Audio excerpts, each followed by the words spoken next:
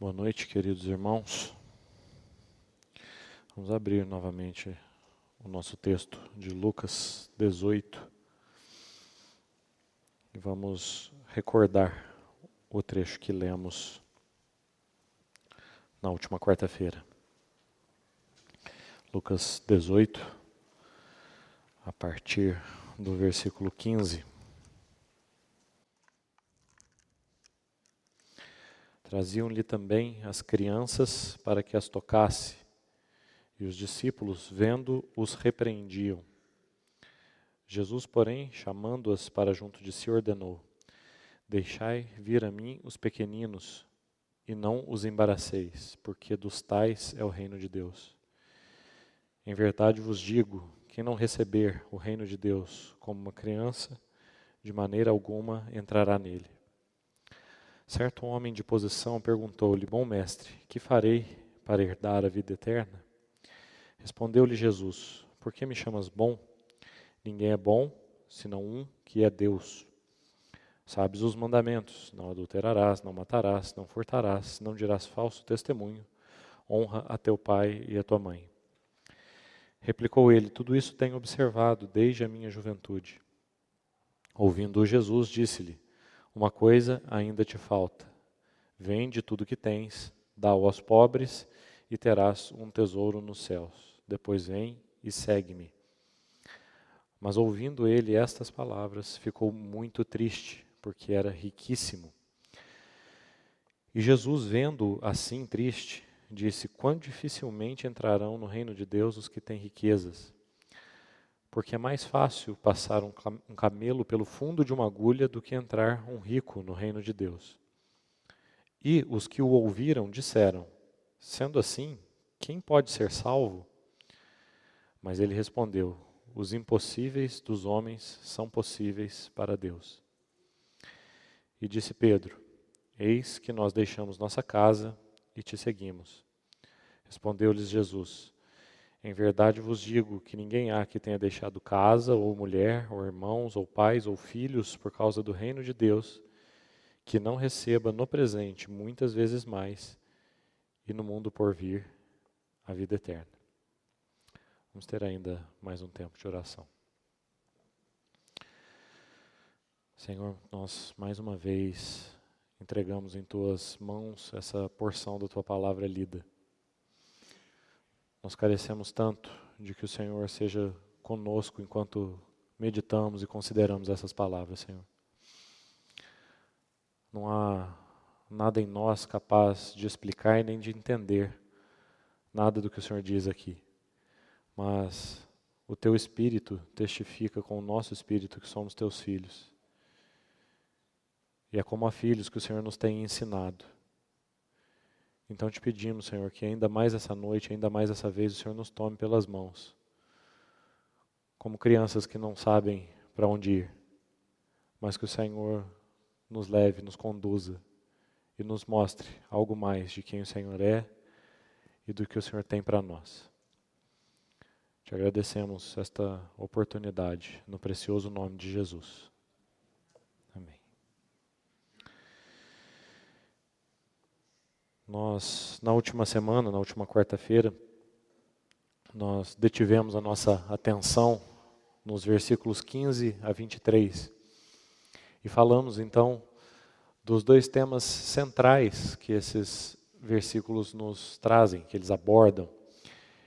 E nós chamamos esses dois temas principais de rendição e renúncia. Falamos sobre rendição nos versículos 15 a 17, ilustrada por essa cena de Jesus com as crianças, e começamos então a falar do aspecto da renúncia com a história do jovem rico. Nesses versículos 18 a 23, abordamos a primeira parte. Também procuramos dividir esse assunto da renúncia em três aspectos, não é? A necessidade da renúncia, a dificuldade e a recompensa. Então, na última semana tivemos tempo apenas de abordar esse primeiro aspecto, a necessidade da renúncia, através desses versículos aí 18 a 23, quando acontece de fato o episódio com o jovem, né? Onde o interlocutor de Jesus é o jovem. nos versículos 24 em diante, o Senhor já não está mais falando com ele, mas está falando com aquela multidão que o cerca e depois com os seus próprios discípulos nos versículos finais. Então, é aí que encerramos na semana passada. Gostaria apenas de recordar algo a respeito do assunto da rendição ilustrada ali no episódio de Jesus com as crianças, através da leitura de um salmo que nós lemos no domingo pela manhã. E como muitos irmãos não estavam aqui, eu gostaria de ler novamente este Salmo 131. Talvez ele seja a representação mais gráfica e mais clara do que significa o coração rendido de uma criança.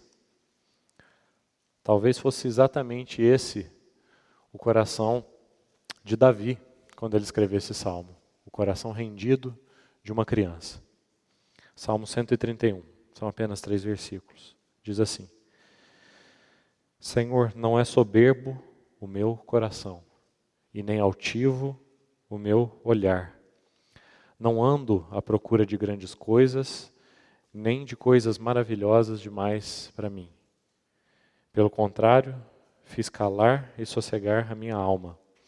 Como a criança desmamada se aquieta nos braços de sua mãe. Como essa criança é a minha alma para comigo.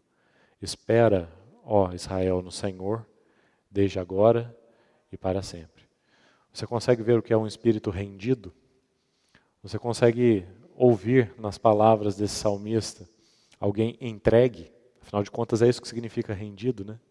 Entregue, descansado. Espera, ó Israel, no Senhor, desde agora e para sempre. Uma alma rendida, alguém de fato entregue. Nas palavras dele próprio, entregue como uma criança rendida nos braços da sua mãe. Então, esse é o espírito de rendição que o Senhor espera dos súditos do seu reino. Aquele que não receber o reino de Deus como uma criança, de maneira nenhuma entrará nele. É isso que diz o versículo 17. Tão impressionante esse versículo, dito para os seus discípulos que estavam impedindo as crianças de se aproximar dele, né? Talvez aqueles discípulos, no afã de proteger o nosso Senhor de alguma interrupção, estivessem pensando assim que aquelas crianças não eram tão dignas de se aproximar de Jesus, né? Talvez quando elas crescessem mais, talvez quando elas tivessem mais discernimento, ou em outras palavras, talvez quando essas crianças forem mais como nós os 12, os discípulos, talvez quando elas forem mais parecidas conosco, elas poderão se aproximar do Senhor. Aí o Senhor diz assim para eles: é quando vocês se parecerem mais com elas que vocês podem se aproximar. Vocês é que precisam parecer mais com elas. Aqueles que não receberem o reino de Deus como uma criança, jamais entrarão nele. Então, o Senhor inverte completamente o conceito que aqueles discípulos tinham a respeito das crianças. A isso então se segue a cena com o jovem rico, e esse primeiro aspecto então da necessidade da renúncia, nós já abordamos na semana passada. Então eu gostaria de seguir com os irmãos a partir do versículo 24. E abordar então o segundo aspecto, a dificuldade da renúncia. Versículo 24 diz assim: E Jesus, vendo-o assim triste, disse: Quão dificilmente entrarão no reino de Deus os que têm riquezas. Vendo assim triste nos remete ao versículo 23, né? Diz que ele ficou muito triste. E aí a palavra que Lucas está usando, os 3 evangelistas nos dizem que ele ficou triste. Aliás, os outros 2, Mateus e Marcos, nos dizem mais do que apenas ele ficou triste. Dizem, ele se retirou triste. Ele deu as costas e foi embora triste. Mas a palavra triste em Lucas é ainda diferente da palavra que é usada por Mateus e Marcos. É de fato mais forte, profundamente triste. Você vai encontrar essa mesma palavra traduzida em Mateus e Marcos na ocasião em que Jesus está no Getsêmani. E ele diz então para os seus discípulos: Ficai aqui e vigiai comigo, a minha alma está profundamente triste até a morte. Profundamente triste até a morte. É essa mesma agonia, essa tristeza profunda que o Senhor sentiu no Getsemane, ao ser separado do seu tesouro. Estava se aproximando o momento em que ele, por alguns instantes, no meio de toda a eternidade, ele teria os olhos do Pai desviados dos seus. Por alguns momentos, por poucas horas na eternidade, Jesus seria privado do tesouro que ele teve por toda a eternidade, a face do seu Pai. Foi exatamente a mesma coisa que esse jovem sentiu. Ele seria privado do seu tesouro. O Senhor estava pedindo que ele entregasse as suas riquezas, o que ele tinha de mais precioso. Então a sua alma se entristeceu profundamente. Muito triste, diz o versículo 23. E o Senhor, vendo-o assim, diz o versículo 24, profundamente triste, o Senhor disse: quão dificilmente entrarão no reino de Deus os que têm riquezas. Versículo 25 segue: porque é mais fácil passar um camelo pelo fundo de uma agulha do que entrar um rico no reino de Deus. Não se engane, irmãos, essas palavras não são de julgamento.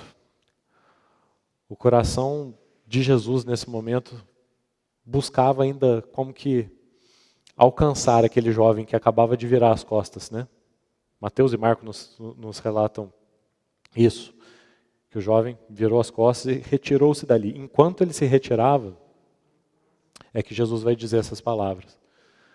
Como que uma tentativa ainda de estender as mãos e ainda tocar o coração daquele jovem que se afastava triste. Quão dificilmente. É mais fácil passar o camelo pelo fundo de uma agulha do que entrar um rico no reino de Deus. E aí essa frase é tão forte, né? É tão pesada. E por ela ser tão austera, tão severa, muitos irmãos ao longo da história da igreja tentaram interpretar esse texto de uma maneira um pouco mais suave. Por exemplo, tentando traduzir a palavra aí, camelo por cabo, que são duas palavras muito parecidas no grego. Muda uma letrinha ali ou outra. Então talvez fosse um erro de cópia. E o Senhor não quis dizer um camelo passar no fundo de uma agulha, mas quis dizer um cabo, né? Ainda assim, um cabo, uma corda, também não passa no fundo de uma agulha. E outros ainda tentaram interpretar esse buraco da agulha, ou o fundo da agulha, como está escrito aí, como uma passagem muito estreita, que as muralhas antigamente, Jerusalém era uma cidade murada, né? Uma cidade de muralhas, e essas muralhas, elas tinham algumas passagens muito estreitas, que eram passagens exclusivas para pedestre, não dava para passar montado num cavalo ou num camelo, né? Eram passagens só para pedestre, passagens muito estreitas. Então alguns tentaram interpretar que na verdade esse fundo de agulha era uma passagem estreita por uma muralha, mas de fato não é isso que o Senhor está dizendo. O Talmud usa 2 vezes a expressão passar um elefante pelo fundo de uma agulha, quando ele está se referindo a uma clara impossibilidade. E é isso que o Senhor está dizendo mesmo, é impossível. O Senhor não está falando de algo muito difícil e nem de algo muito improvável. Ele está falando de algo impossível. Tanto é que o versículo 27 vai nos dizer o quê? Os impossíveis para os homens são possíveis para Deus. Então o Senhor está sim sendo extremamente severo, extremamente duro na sua declaração. Ele está dizendo, é impossível. É mais fácil passar um camelo pelo fundo de uma agulha. Mas talvez o Evangelho de Marcos nos esclareça um pouco mais o que o Senhor quer dizer com isso. Quer dizer então que qualquer um que possua riquezas está impossibilitado de estar no reino dos céus. Marcos vai nos explicar com mais clareza. Pode marcar aí o texto de Lucas e vamos para a narrativa paralela em Marcos 10.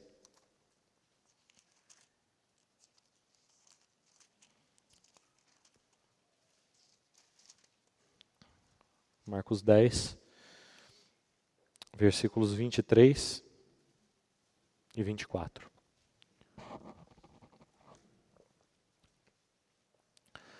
Então Jesus, olhando ao redor, disse aos seus discípulos: quão dificilmente entrarão no reino de Deus os que têm riquezas. Os discípulos estranharam essas palavras. Talvez nós também estejamos estranhando nessa noite, né? Os discípulos estranharam essas palavras, mas Jesus insistiu em dizer-lhes: filhos, quão difícil é para os que confiam nas riquezas entrar no reino de Deus.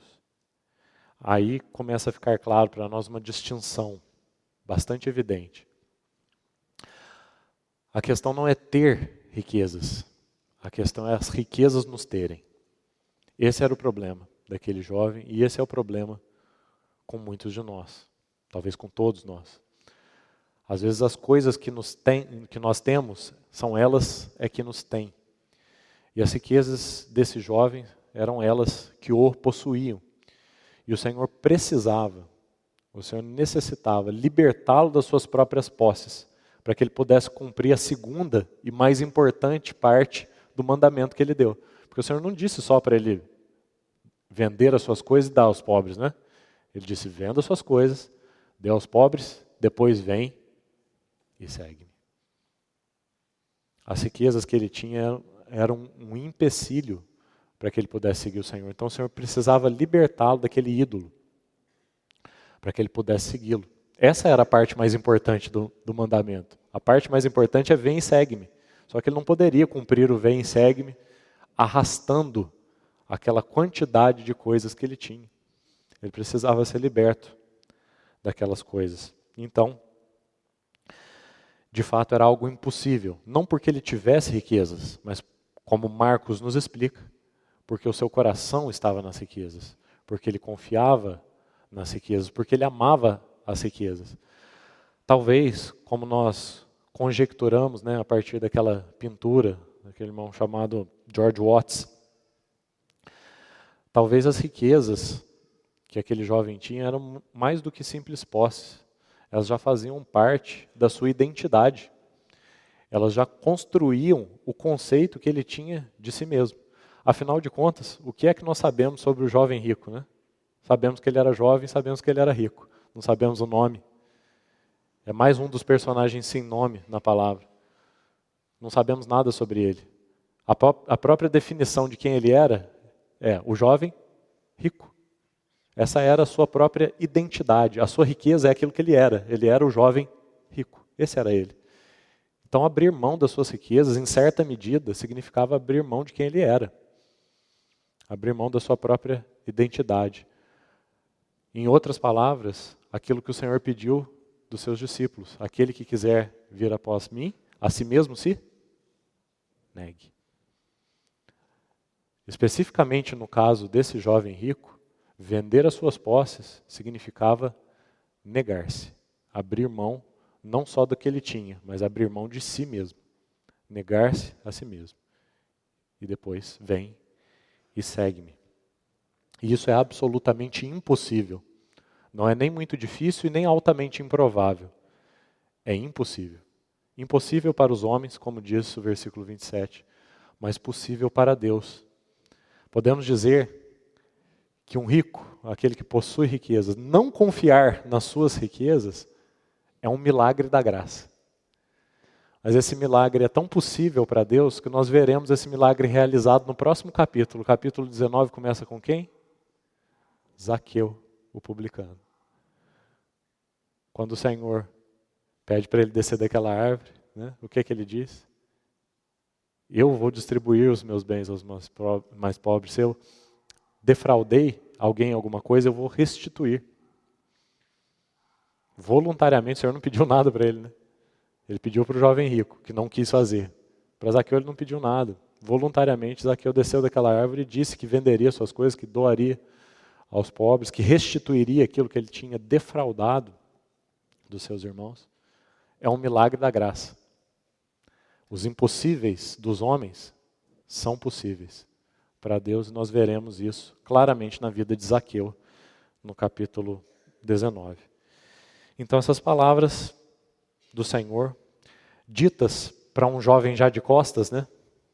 Um jovem que já havia se virado e começado a caminhar para longe dali, essas palavras tinham a intenção de ganhá-lo de volta.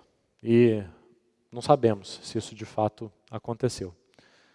Mas se nós formos tão benevolentes quanto a imaginação desse irmão George Watts, que pintou aquele quadro, talvez essas palavras tenham surtido efeito. Alguns dias, algumas semanas, talvez alguns meses. Mais tarde, ele de fato tenha aberto mão das suas riquezas. Então o Senhor passa a se dirigir, a partir do versículo 26, à multidão, aos demais. O jovem com quem ele estava falando tinha acabado de virar as costas e ir embora. Então aqueles que ficaram, aqueles que permaneceram, os que ouviram, como vai dizer aí o versículo 26, e os que ouviram disseram, sendo assim, quem pode ser salvo? Essa pergunta, essa frase da audiência ali do nosso Senhor, nos revelam pelo menos duas coisas muito interessantes. Primeiro, isso confirma para nós algo que já vínhamos dizendo para os irmãos desde o capítulo 16.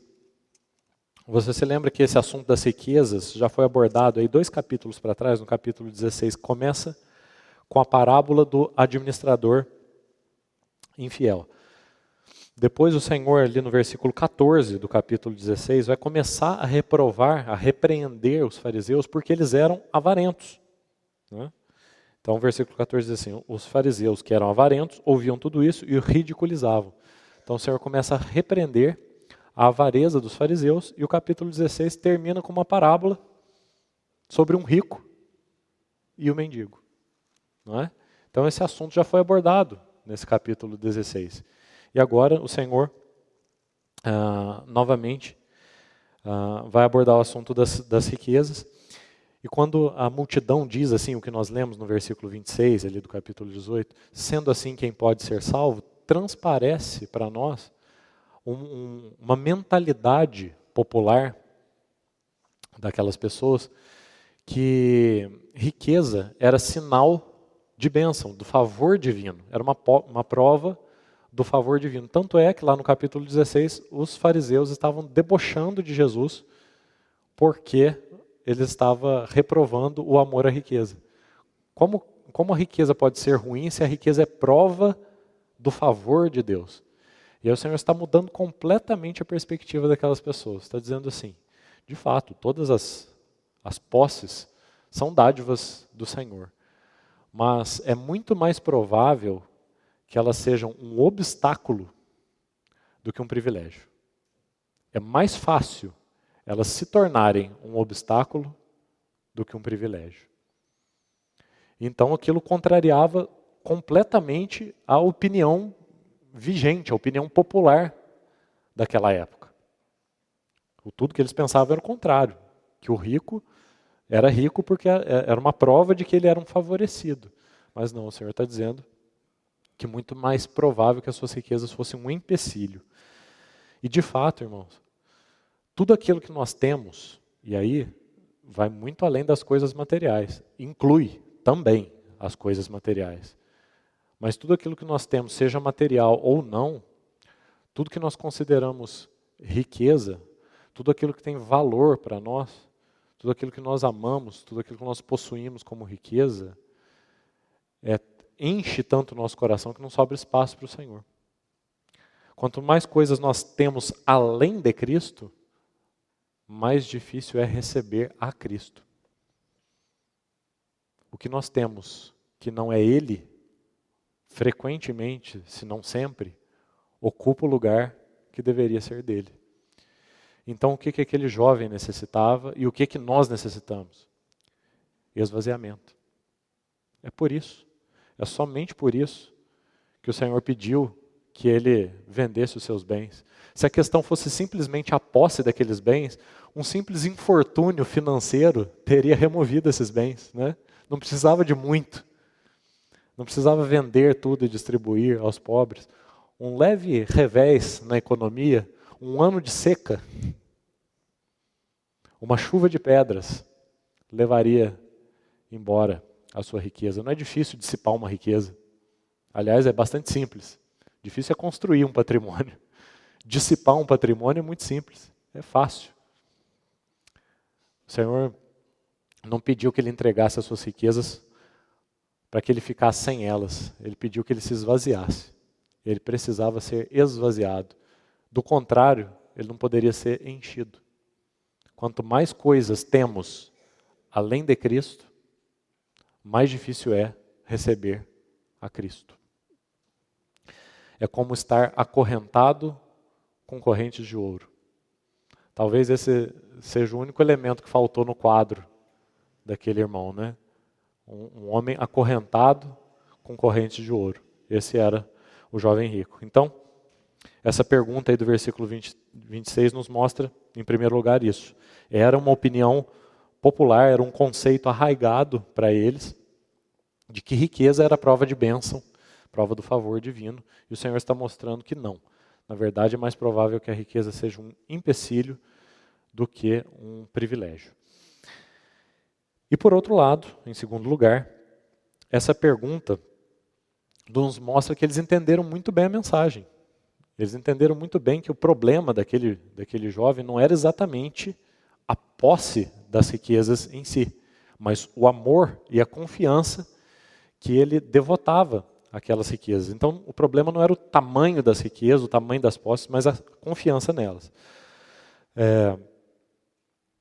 Essa riqueza era um tamanho ídolo no coração daquele jovem que ela precisava ser removida. Lá, quando nós compartilhamos sobre o capítulo 16, e lemos aquele versículo 14, que eu acabei de repetir agora há pouco, diz assim, os fariseus, que eram avarentos, o ridiculizavam, né? Diz Lucas 16, 14. Aí nós lemos um versículo, não precisamos voltar a ele, mas se você quiser recordar, é Colossenses 3, 5. Onde Paulo está fazendo uma lista de pecados ali. Quando ele cita esse pecado específico, chamado avareza, ele faz uma vírgula. Ele diz assim, avareza que é idolatria. Avareza é idolatria.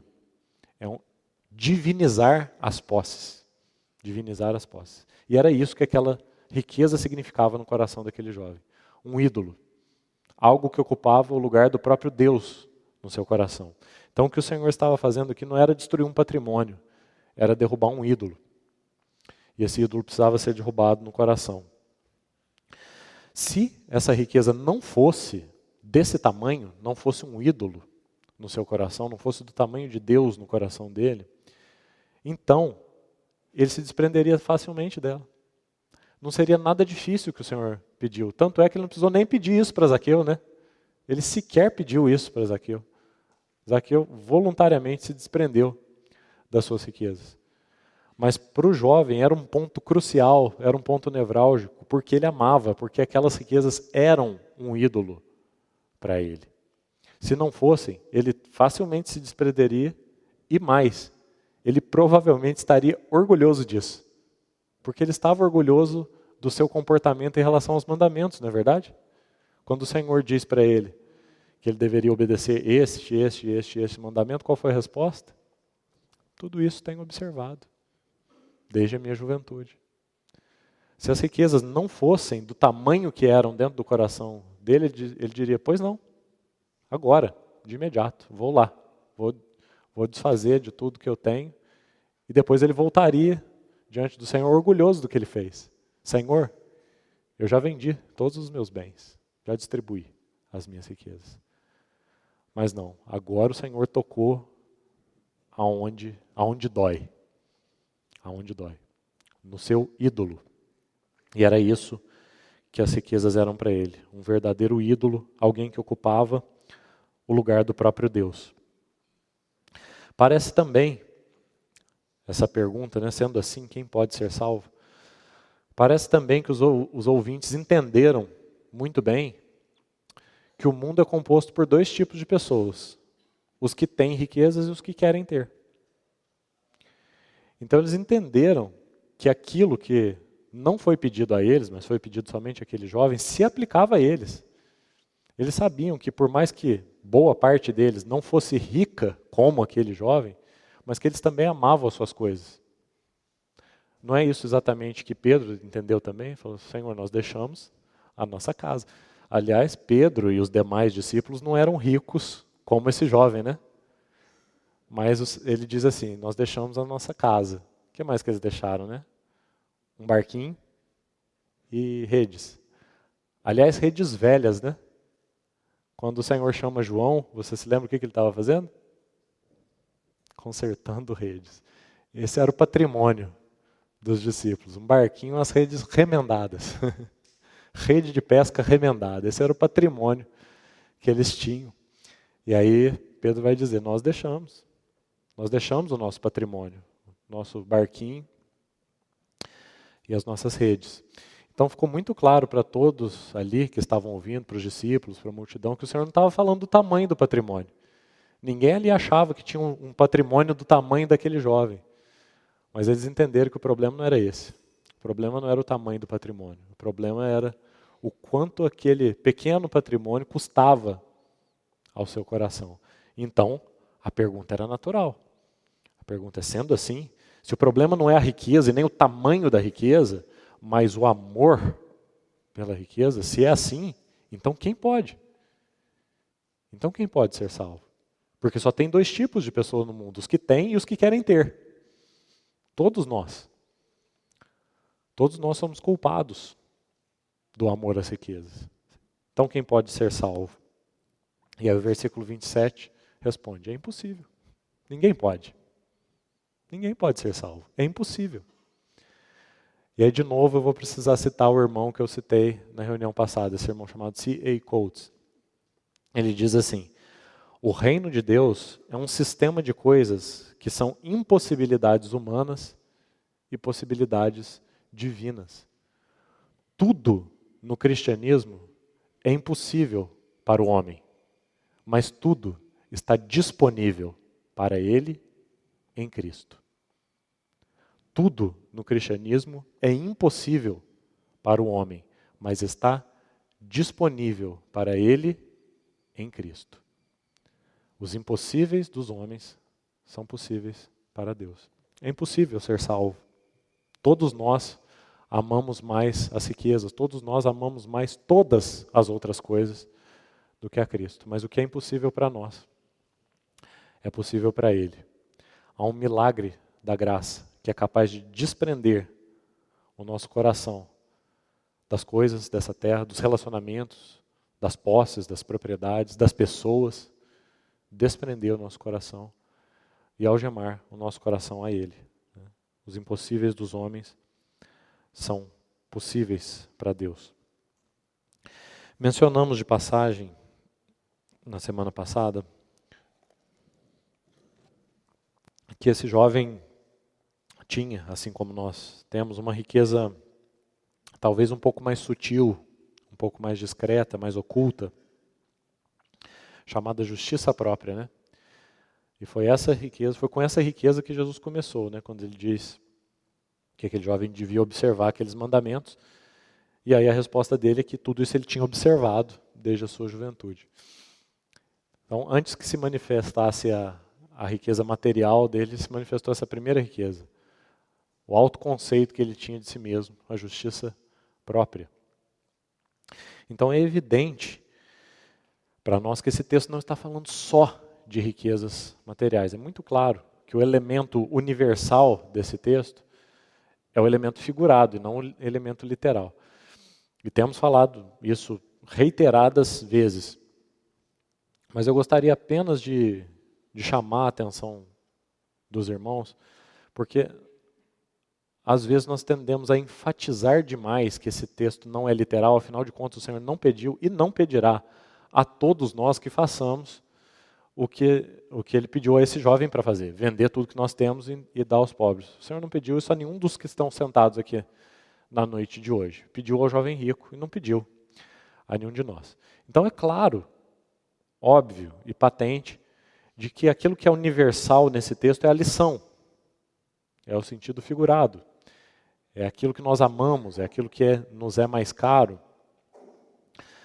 Mas eu gostaria que nós não esquecêssemos que esse texto tem um sentido literal.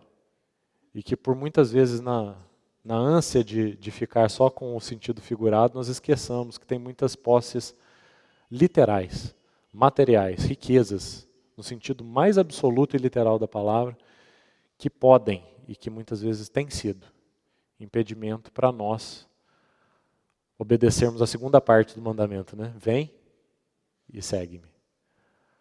Sim, podem haver, sim, muitas posses materiais, riquezas mesmo, no sentido mais literal da palavra, que tem sido um empecilho para nós. Então não negligenciemos, não ignoremos esse aspecto, só porque de fato a lição mais importante aqui é a lição espiritual, mas há também uma lição muito literal.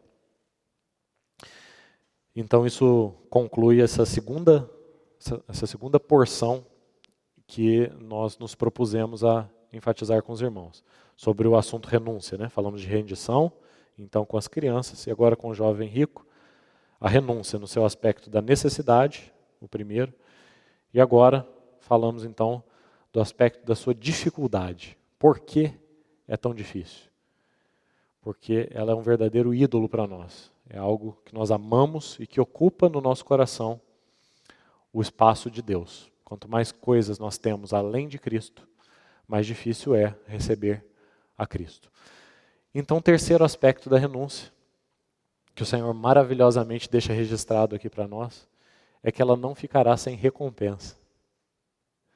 Irmãos, já seria recompensa suficiente para nós ficarmos livres daquilo que nos impede de caminhar com o Senhor. A libertação desse impedimento para obedecer o vem e segue-me, por si só, é uma recompensa. Mas o Senhor é tão misericordioso e Ele é tão galardoador, presenteador dos que o buscam, que Ele se importa de deixar registrado, de deixar prometido para nós que essa renúncia terá recompensa. Nós sequer podemos imaginar algo assim, né? O Senhor nos ordena algo que é para o nosso próprio bem, e aí se nós obedecemos, Ele nos recompensa. É um pai amoroso demais, né? Nós obedecemos para o nosso próprio bem, e ainda assim Ele nos recompensa. E é o que Ele vai dizer a partir do versículo 28, aproveitando uma frase de Pedro, né? Aliás, esse é um episódio para nós nada surpreendente, né? Pedro tomar a dianteira e botar a boca no mundo é o que mais acontece nas cenas dos evangelhos. Então, mais uma vez, temos aí uma cena de Pedro dando a sua contribuição na conversa sem ninguém perguntar. E ele vai dizer, Senhor, o jovem, né, não quis, mas nós, nós aqui, nós quisemos. Nós, de fato, deixamos tudo, dizem os outros evangelistas. Aqui Lucas vai dizer, nós deixamos casa, né, deixamos a nossa casa e te seguimos. E de novo, o Senhor é tão hábil na maneira que Ele lida com todos, não é? Veja bem, o jovem rico chega diante dele, naquela petulância, e diz, depois que o Senhor fala para ele sobre os mandamentos, diz, tudo isso tem guardado desde a minha juventude. O que o Senhor diz para ele? Oh, mas que orgulhoso que você é, quem disse que você guardou os mandamentos? Não, o Senhor não confronta o jovem ali, Ele toca onde ele precisa. Ele vai e diz assim, vende as tuas coisas. Né? O Senhor não diz para o jovem, não, espera aí, a sua avaliação do cumprimento dos mandamentos está um tanto quanto equivocada. Calma lá, não é bem assim, você não é tão bom assim no cumprimento dos mandamentos quanto pensa que é. O Senhor não fez isso com o jovem rico. E agora o Senhor não vai fazer isso com Pedro, de novo. O Senhor não vai dizer assim, oh, mas vocês deixaram o quê, Pedro? Barquinho e rede remendada? Foi isso que vocês deixaram para me seguir? Vocês não deixaram nada. Vocês não tinham nada. Né? Vocês não tinham nada. Vocês continuam pobres do jeito que vocês eram pobres antes de me seguir. Vocês eram pobres e estão pobres do mesmo jeito. Vocês não deixaram nada. Não é isso que Jesus vai dizer para eles. O Senhor não nega que eles deixaram. Deixaram mesmo. Deixaram sua casa, deixaram seu barco, deixaram suas redes. E aí o Senhor vai responder assim, em verdade vos digo que ninguém há que tenha deixado casa, ou mulher, ou irmãos, ou pais, ou filhos. Um outro irmão, chamado Alexander McLaren, ao comentar esse texto, ele diz assim, abro aspas para ele, o armazém de Deus, que guarda as coisas de valor que seus filhos entregaram, contém muitas coisas pequenas. O armazém de Deus, o armazém dos céus, que guarda as coisas que os seus filhos entregaram, tem muitas coisas pequenas. Copos de água fria, ele lista, citando Mateus 10, 42, né, onde o Senhor diz assim, aquele que atender a um desses pequeninos, mesmo que seja dando um copo de água fria, de maneira nenhuma perderá o seu galardão. Ele diz lá em Mateus 10. Então, esse irmão McLaren vai dizer assim, que o armazém de Deus, do lado de coroas e joias, tem copos de água fria e 2 moedas, citando Lucas 21, onde uma viúva chega ao gasofilácio e põe ali as suas 2 moedinhas. E aí o Senhor diz o quê? Ela deu mais. Ela deu mais do que todos esses, porque ela deu todo o seu sustento, tudo que ela tinha. Então, nas palavras desse irmão McLaren, o armazém de Deus, ao lado de coroas e joias, tem copos de água fria e 2 moedas. Tem muitas coisas pequenas. De fato, o Senhor leva em conta cada pequena coisa que os seus filhos entregam e Ele guarda no seu armazém.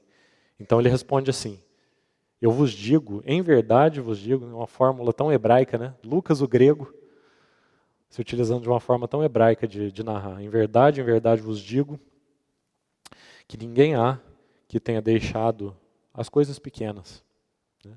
A sua casa, o seu barco, as suas redes remendadas, mas também os seus queridos, mulher, irmãos, pais ou filhos, por causa do reino de Deus, que não receba já no presente, muitas vezes mais, e no mundo por vir, a vida eterna. Então, em primeiro lugar, o que fica mais patente para nós e mais claro é o ensino de que há uma recompensa.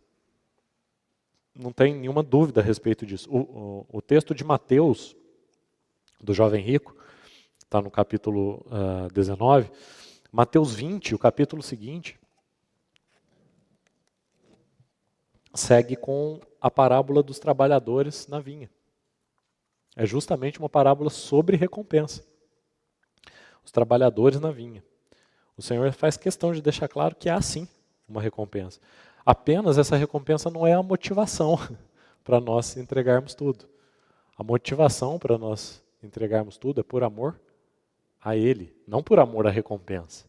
Mas quando nós entregamos tudo por amor a Ele, além e por cima de tudo isso, ainda recebemos também uma recompensa. Não por amor à recompensa, mas por amor a Ele. E de fato, quantos convertidos de famílias ímpias, né? Quantos que vieram de histórias familiares, de conversões muito difíceis, tantos de famílias muçulmanas, mulheres de famílias muçulmanas que se converteram ao cristianismo, foram literalmente expulsas, quando não espancadas, para fora das suas casas. Quantos irmãos que têm essas histórias podem confirmar que, de fato, ao deixarem pais e irmãos, receberam no presente muitas vezes mais. Receberam no corpo de Cristo outros pais, diferentes daquele pai que a expulsou de casa. Receberam no corpo de Cristo muitos irmãos. E também casaram-se e tiveram filhos, receberam também filhos. Receberam pais, receberam irmãos, receberam filhos, já no presente. E no porvir, a vida eterna. Outra lição clara e importante que fica nesses versículos é a seguinte: possuir verdadeiramente todas as coisas só é possível em Cristo. As coisas que nós temos fora de Cristo não nos pertencem, elas vão ficar por aqui. Nós só realmente temos as coisas que nós temos nele. Eu vou procurar ilustrar isso agora, não falando de posses, de riquezas materiais e literais, mas eu gostaria de falar principalmente das riquezas relacionais, daquelas pessoas que para nós são tesouros, daquelas pessoas que para nós são riquezas. E para isso eu gostaria de citar um texto de 2 Coríntios, segunda epístola aos Coríntios.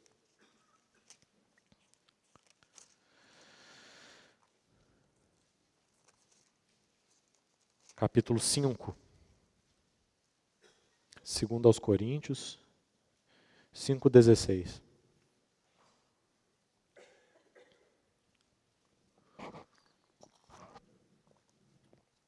Veja o que acontece quando nós entregamos na mão do Senhor aqueles relacionamentos, aquelas pessoas que para nós são riquezas. Segundo aos Coríntios 5,16.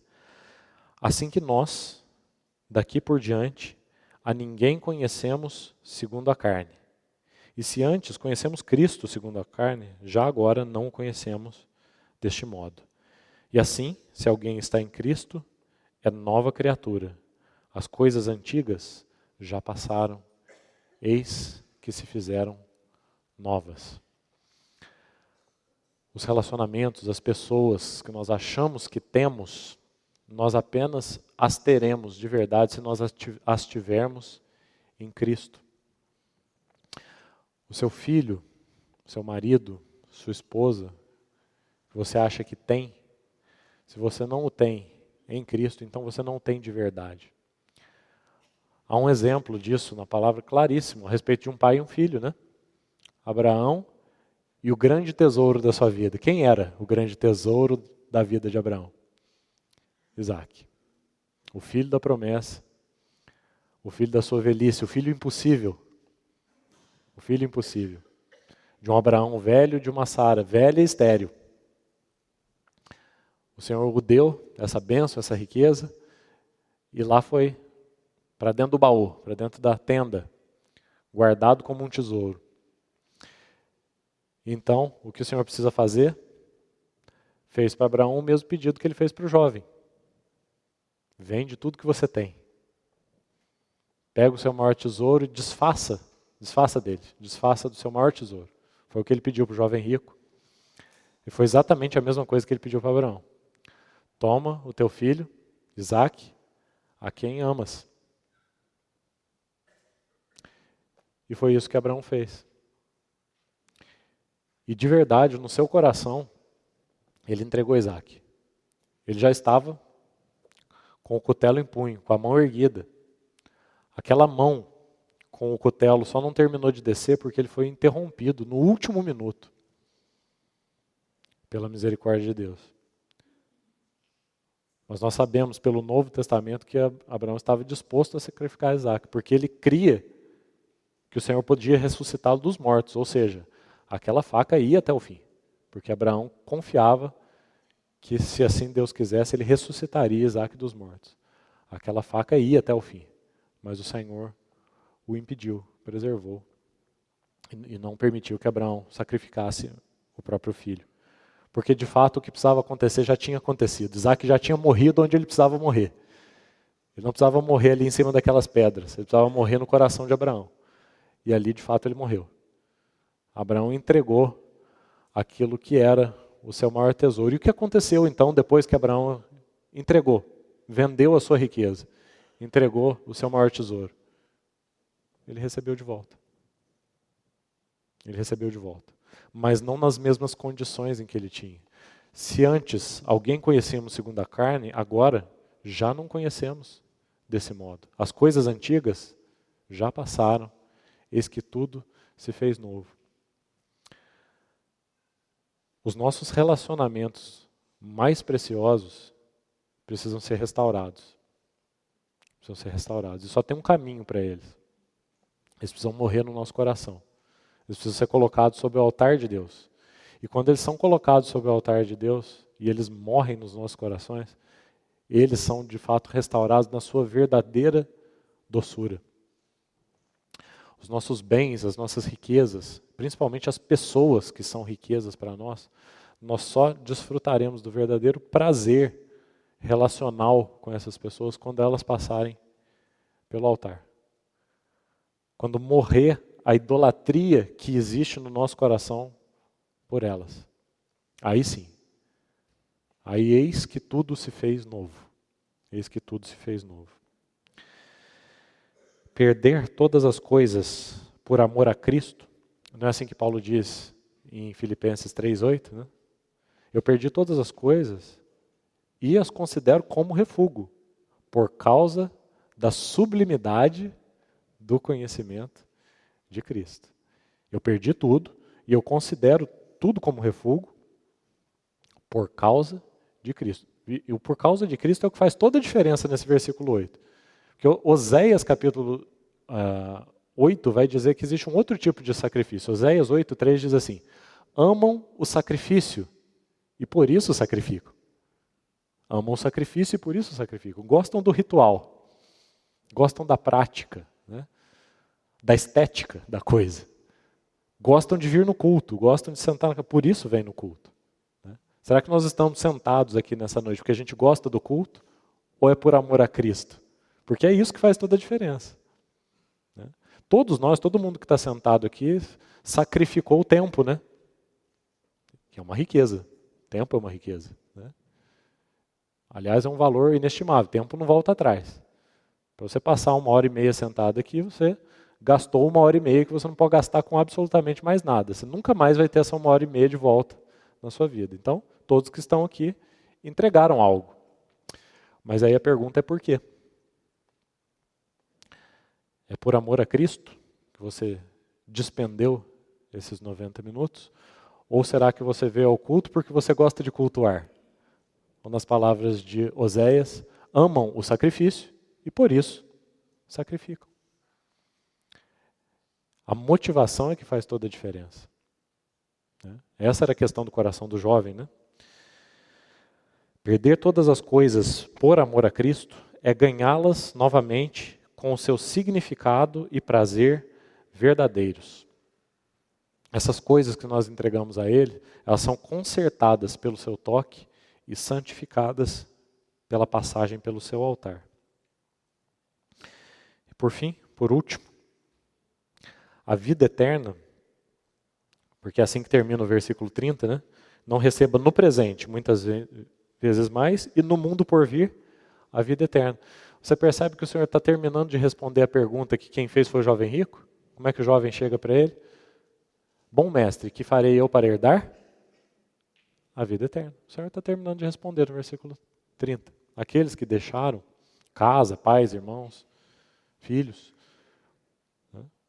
Por causa do reino, ou seja, por amor. O que tem no reino, irmão? No reino tem o rei. No reino tem o rei, é isso que tem no reino. Então aqueles que deixaram casa, mulher, irmãos, pais e filhos, por causa do reino de Deus, o fizeram por causa do rei, não tem outra coisa no reino. No reino tem o rei. Então aqueles que deixaram por causa do reino, deixaram por causa do rei. E o que aconteceu com eles? Receberam no presente, muitas vezes mais. E no porvir, aquilo que o jovem estava procurando. Bom mestre, que farei eu para herdar a vida eterna?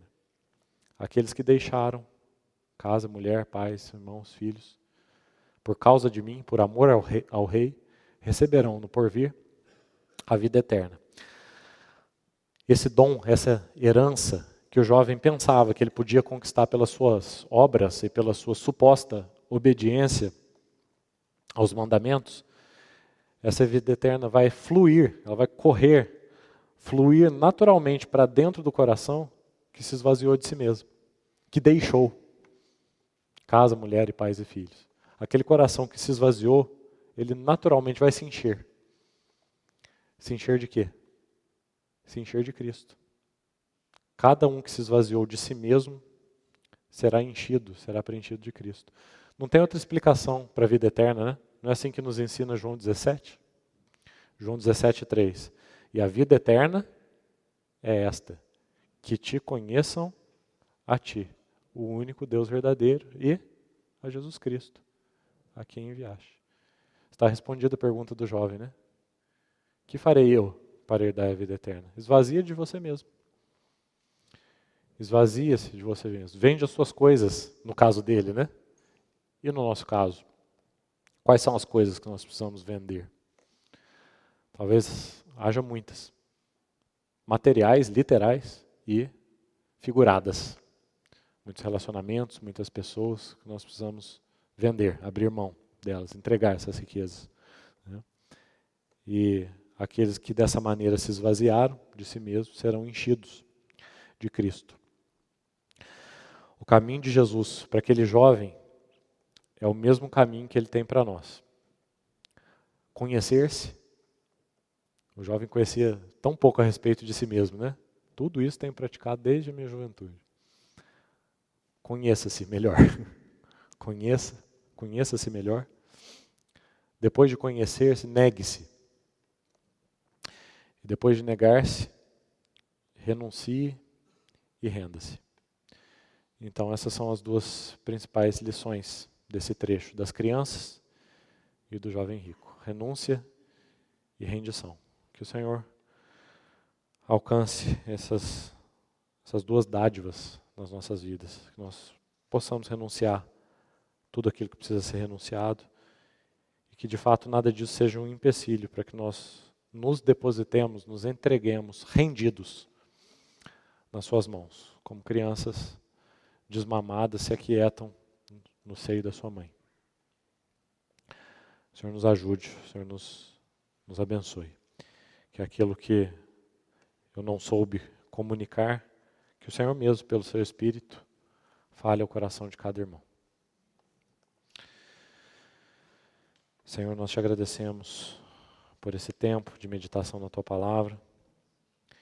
E entregamos, Senhor, a Tua Palavra lida, comentada e tudo aquilo que o Senhor assim aprove dispensar na noite de hoje.